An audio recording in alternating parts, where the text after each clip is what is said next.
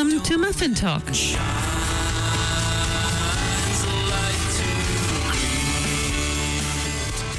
Kia ora and welcome to Muffin Talk.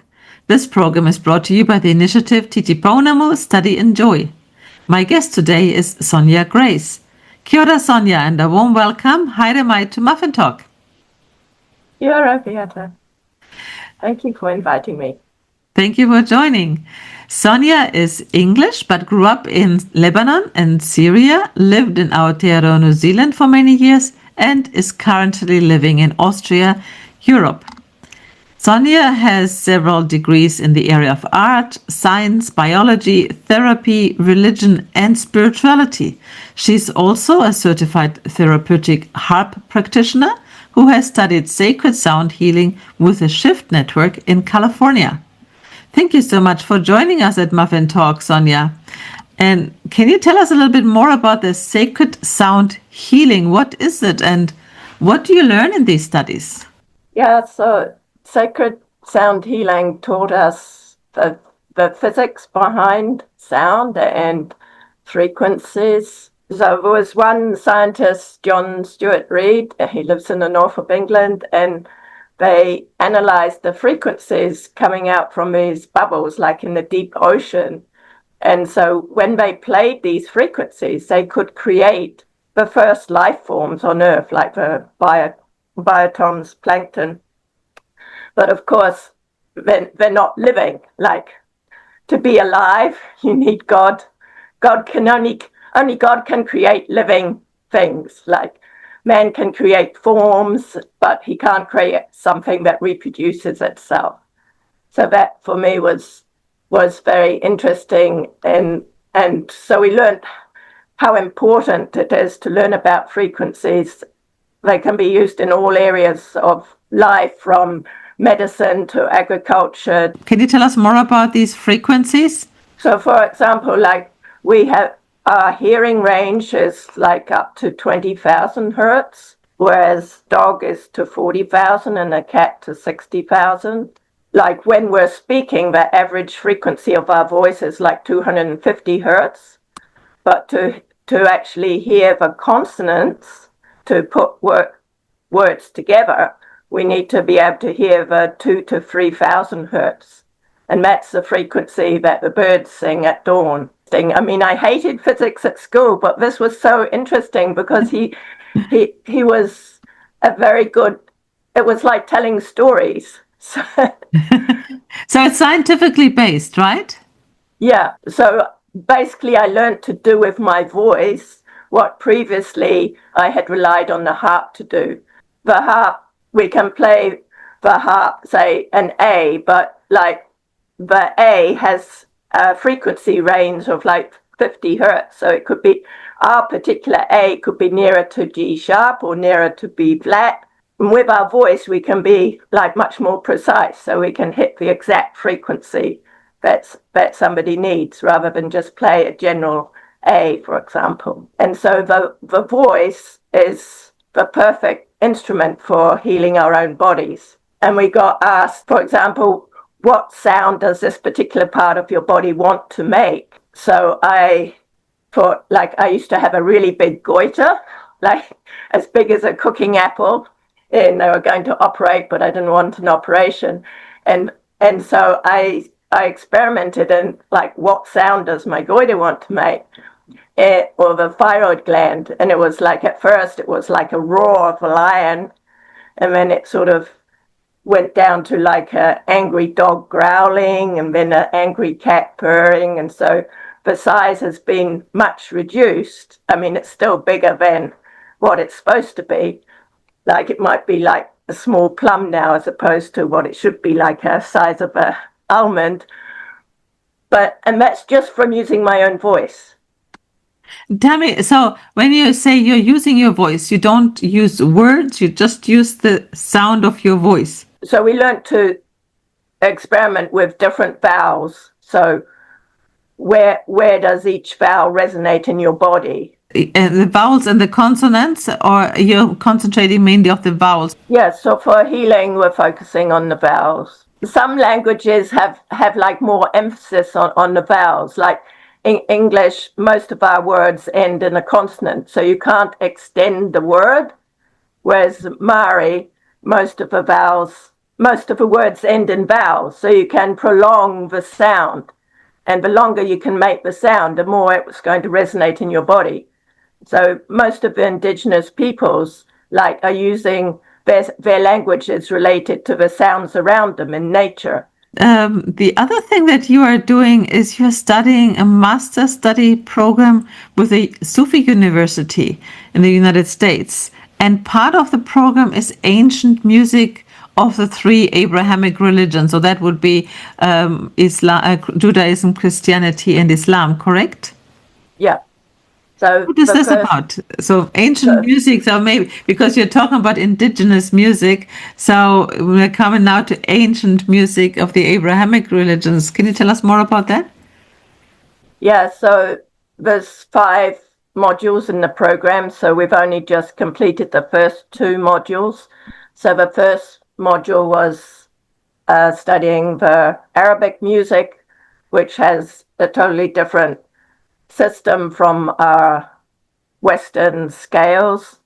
And so you have not just tones and semitones, but you have quarter tones, which for the Westerner is very hard to produce, because we didn't grow up in the desert listening to the wind.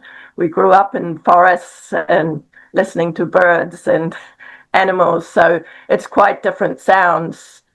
But the Arabic music, the vowel sounds and the consonants that they use are very good for cleansing the brain and getting us to have a good night's sleep. So if we don't sleep well, then the brain doesn't get a time to detox.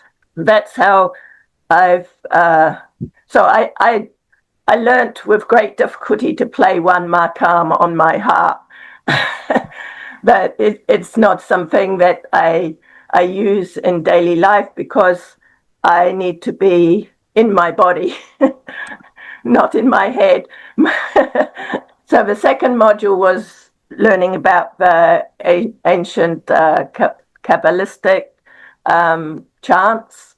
And so that's in Hebrew. And this is using vowels that are actually resonating in our body rather than in our head. I have never had anything to do with Hebrew. I have never heard it as a language. So it was something totally new to me. So it wasn't carrying any negativity from past traumas or anything. It was a totally new language. And so my body just really responded to it. And it was totally unexpected, because, I joined this course because I wanted to learn the Arabic music, and I find what my body needs is the Hebrew chants. And the next module will be studying the early Christian music, so that starts next month in March. How are you using these skills about the music, the sound, and the healing components? Music, especially the drum, just brings people together. Like, it invites people to use their whole body. Yeah, and through music, you can express trauma. That most of our early trauma often happened before we were able to speak. So going to a counselor, we can't actually verbalize it. But if we're with dance and movement and using our voice without words, we can convey stories. And that's how people keep their culture alive, through music and dance. So you have different layers of messages in music. You have what the words are conveying, and then you have often the words in an allegory, so you have a deeper meaning of the words. And then the music has its own message, which if you sing it often enough, you receive the message of the music as it was originally composed. Then you can overlay it with your own particular intention that you're bringing into the music. So you can convey love or peace or joy or hope on top of that. So there's many different ways of conveying messages through music. And I think it's very powerful. I just had to think also of the Waikato Interfaith Council, where they have an interfaith choir. And so they all sing then a song that is tradition or common in the Christian practice or in the Baha'i or in the Sufi. And so they have a vast repertoire now after 10 years. And that's amazing how music can bring people together. And I understand you're also focusing on young people. Is that right? Yeah, that's my goal. That's what I would like to be doing, working with young people. What fascinates you with young people in the music? What would you like to show them? Just because they like young people have more of today, I think, have more of an awareness of what our planet needs. One person in particular was like really excited about what I'm doing and wants to learn what I'm doing and going down that track with people who are really interested. Like what I used to do with the harp was like compose pieces for like an individual. So I would say like, what is your favorite tree or flower? What do you like to be in the mountains or by the sea or by a lake? And then I would compose music specifically for that person. And it's like in my training in harp therapy, it was like we create a cradle of sound. We play the sound that makes the person feel safe and loved and secure. And then from that space of deep relaxation, their own healing can come. So I'm not healing, I'm just enabling a person to reach a state of deep relaxation so their own healing can take place, or they can find their own answers within their body. So I can do that with my voice or the harp. Oh, that sounds very interesting. Thank you so much, Sonja, for these insights and for bringing something completely new to us for regarding the harp and the use of drums and the use of your own voice, which is really fascinating. Thank you very much for sharing your work with us. Thank you.